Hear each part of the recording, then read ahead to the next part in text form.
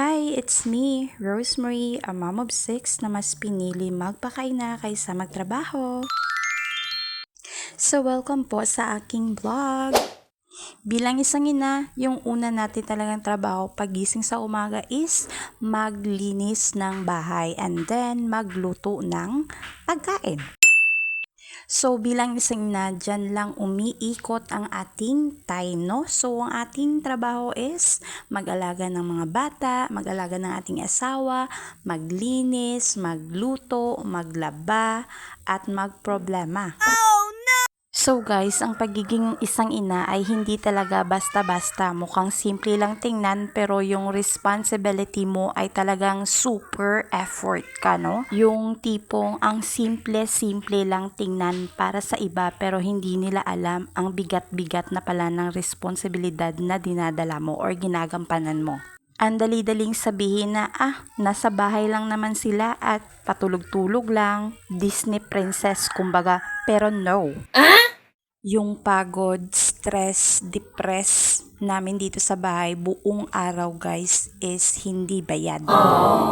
Unlike kung nagtatrabaho ka, kahit na ma-stress ka pa, ma-challenge, mahihirapan ka minsan sa trabaho mo, is bayad yun, worth it yun lahat, no?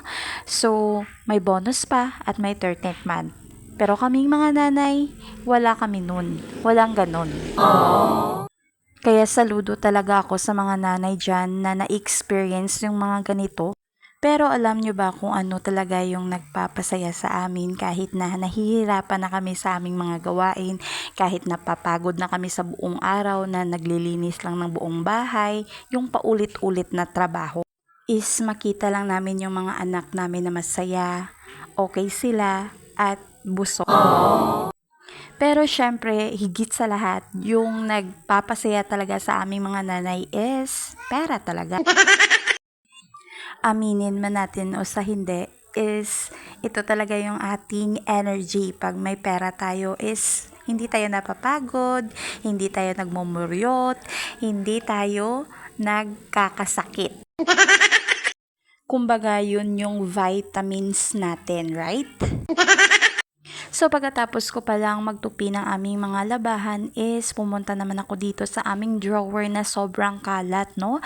So yan, nilinisan ko kasi parang hindi yan drawer, parang basurahan yan.